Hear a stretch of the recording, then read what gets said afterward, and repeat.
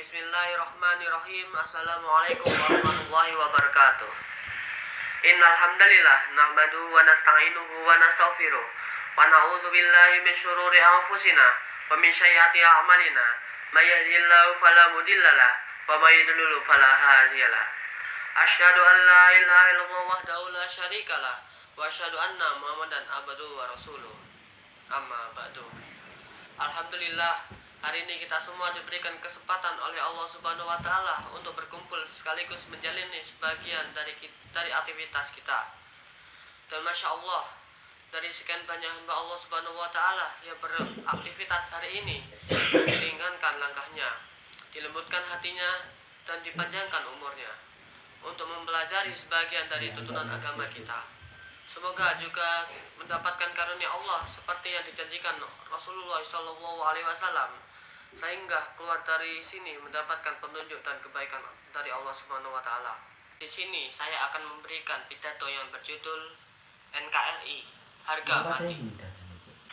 Tahun 1980-an Indonesia menjadi negara dengan julukan Macan Asia, terutama dalam bidang ekonomi.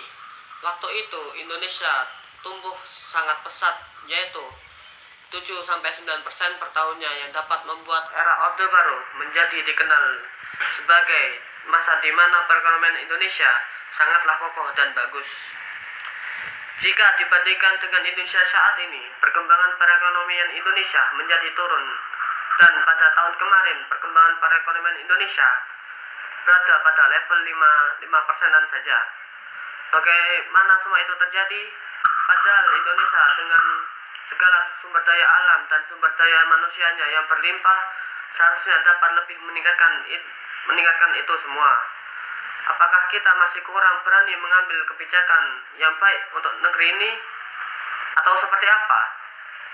Coba kita melihat kejadian beberapa tahun terakhir yang terjadi di Indonesia ini. Banyak sekali kejadian yang cukup membuat gempar masyarakat Indonesia dan menuai banyak kritik. Apa itu? Pasti tenaga kerja asing yang memasuki Indonesia. Mengapa para pekerja asing, terutama dari Cina, bisa masuk ke Indonesia? Sudah pasti berasal dari pembangunan infrastruktur di Indonesia yang bekerjasama dengan Cina, yang membuat berbagai kesepakatan seperti harus menggunakan bahan baku dari Cina beserta buruh kasarnya juga harus dari Cina. Apakah pantas jika negara yang dikenal dengan kemah ripah jiwani ini harus menggunakan bahan baku sekaligus para pekerja dari luar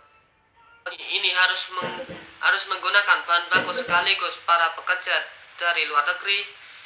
Padahal banyak masyarakat Indonesia yang masih sangat membutuhkan pekerjaan. Jika Anda menganggap para pekerja buruh kasar yang datang ke Indonesia, terutama dari Cina, merupakan buruh profesional, Anda salah.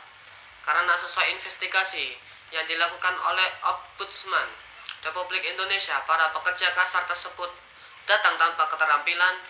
Terlebih lagi, setiap harinya banyak sekali TKA dari Tiongkok atau Cina yang datang ke Indonesia, padahal sesuai data di pemerintahan sangat berbeda dengan realita. Apakah kita harus melihat sebagai keadaan ini semua secara biasa-biasa saja? Apakah kita tidak mempunyai rasa malu, terutama pemerintah, yang dapat memasukkan para TKA yang kebanyakan tidak berketerampilan bekerja dengan mudah di Indonesia, sedangkan masyarakat pribumi membanting tulang sendiri untuk mendapat pekerjaan? Sungguh sangat menyedihkan. Terlebih lagi, adanya Perpres yang mengatur TKA baru-baru ini, yang intinya memudahkan para TKA untuk masuk ke Indonesia dan bekerja di Indonesia. Apakah karena banyak investor asing yang menanamkan modalnya di Indonesia? Apakah kalau itu alasannya, maka negara ini sangat merugi dan seperti tak mempunyai kekuatan di depan negara asing? Bagaimana bisa negara yang dulunya menjadi macan Asia di dunia perekonomian sekarang menjadi lesu dan tak berdaya dengan alasan pembangunan, sehingga menghalalkan apa aja untuk mengambil langkah seperti selalu meningkatkan hutang luar negeri setiap tahunnya? Apakah kita tak melihat negara-negara yang melakukan pinjaman utang luar negeri, terutama kepada Cina. Apabila beruntung bisa terlunasi, maka negara masih aman. Tetapi jika tidak mampu melunasi, apakah negara kita yang kita cintai mau dijadikan seperti negara yang gagal lainnya? Seperti Sri Lanka yang harus melepas saham 70% pelabuhannya kepada BUMN Cina? Ataukah kita harus mengganti rupiah menjadi yuan atau mata uang Cina seperti negara Zimbabwe? Tidak bisa. Kita kebanyakan betapa sedihnya keadaan seperti itu. Oleh sebab itu, apakah kita harus berlama-lama berada dalam keadaan seperti ini? Hanya melihat para TKA masuk ke Indonesia setiap harinya, mengambil peluang pekerjaan masyarakat pribumi. Sebagai sumber daya alam Indonesia diambil oleh para investor atau pengusaha dari luar, dan kita sebagai negara Indonesia hanya menikmati hasilnya yang tak seberapa. Marilah kita harus bersatu dengan menjaga negara ini bersama. Masyarakat sipil bersama para aparat pemerintahan harus bisa bekerja sama untuk memajukan negeri ini. Karena tanpa ada keduanya, semua tak akan pernah bisa terwujud. Kita harus bisa membuktikan bahwa negara Indonesia yang sekarang ini masih dijuluki sebagai macan yang tertidur. Kedepannya kita harus bisa bersatu dan menjadi sebuah negara yang dengan julukan macan Asia kembali di bidang perekonomian, sehingga kita mampu mensejahterakan masyarakat dan juga menjaga negeri ini.